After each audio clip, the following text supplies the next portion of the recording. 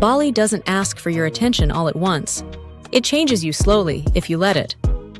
It's a sequence of emotional shifts, and the mistake most people make is treating it like a checklist instead of a journey. In this video, I'm walking you through Bali's top 10 places, not just where they are, but what it actually feels like to be there.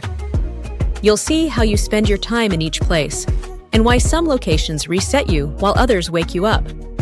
The magic of Bali isn't doing everything, it's knowing the order. So let's start where the island asks you to slow down first. Ubud, Central Bali. Ubud is where Bali lowers your heartbeat before offering anything else. It feels inward and grounding, like the island asking you to arrive fully before it gives you beauty. You wander ancient temples and art markets without urgency, sit in jungle cafes where rain replaces noise. Find yourself slipping into yoga or meditation spaces that feel woven into daily life.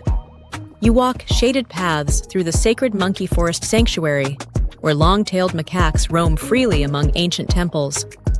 They cross stone bridges and climb statues with an ease that quietly reminds you who truly belongs here. And once your pace finally changes, Bali shows you how time really moves. Just outside Ubud, we drift into Tegalalang. Here, the island slows even further. Tegalalang feels like watching time behave the way it was meant to, shaped by patience rather than urgency. You walk narrow paths through layered rice terraces, stopping often as the fields rise and fall in deliberate green waves. You pause at viewpoints not just for photos, but to watch farmers work the land using irrigation systems that have quietly guided life here for centuries. And just when stillness settles in, Bali lifts its gaze upward. From the lowlands, we head into the highlands, to Kintamani. The air cools, the sky widens, and everything suddenly feels more spacious. You sit with coffee overlooking Lake Batur while clouds drift across volcanic peaks, letting your thoughts slow to match the landscape. You move between viewpoints without urgency, using the elevation as a mental reset before continuing on. But perspective here is only borrowed. The next place makes you earn it. That climb begins at Mount Batur. Mount Batur starts in darkness and effort. It feels humbling from the first step, like clarity has to be earned. You hike upward before sunrise with steady breath and minimal light, letting the climb strip away distraction and small talk. At the summit, you sit above the clouds and watch the sky change color in silence, feeling the shift settle slowly instead of all at once. And after effort like that, Bali gives you permission to float. From the mountains, the island pulls you back toward the sea, to Padang Bai. Padang Bai feels weightless the moment you enter the water. The ocean here doesn't challenge you, it carries you. You snorkel calm bays where coral and fish appear almost immediately, floating without fighting waves or currents. You swim slowly and stay longer than planned, letting the rhythm of the sea quiet your thoughts instead of competing for your attention. But Bali doesn't let you stay weightless forever. As the water quiets you, the island turns you toward its roots, into Karangasem. Karangasem moves quietly and confidently. It feels traditional without being staged, authentic without explanation.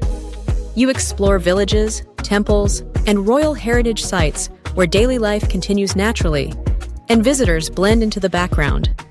You spend more time observing than photographing, noticing details that disappear in busier parts of the island. And then, almost without warning, stillness becomes ceremonial. That stillness takes form at Tirta Gangga. Tirta Gangga feels ceremonial without trying. Water, stone, and movement exist in effortless balance. You walk stepping stones across koi-filled ponds, slowing your pace as reflections ripple around you.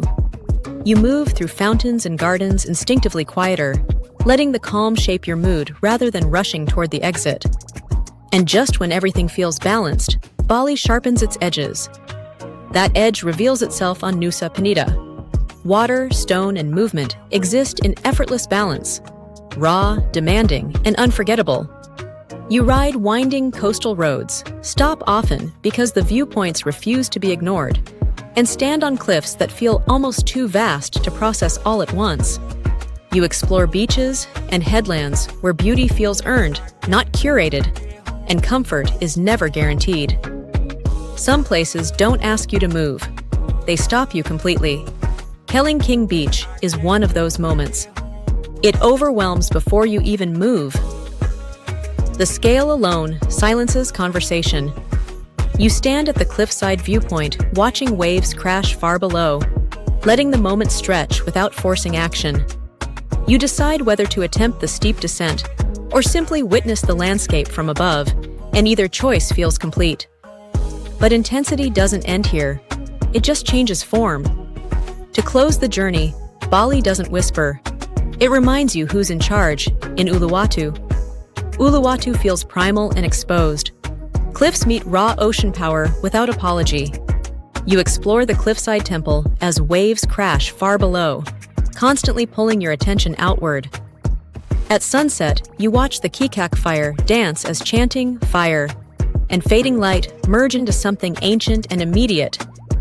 And that's where Bali leaves you, not rushed, not exhausted, but changed. So tell me honestly, where would you slow down and where would you push yourself?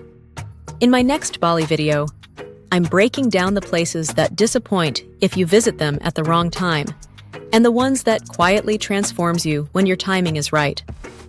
That's where Bali stops being a trip and becomes an experience of a lifetime, unfolding slowly through moments, places, and feelings that don't fade when the vacation ends.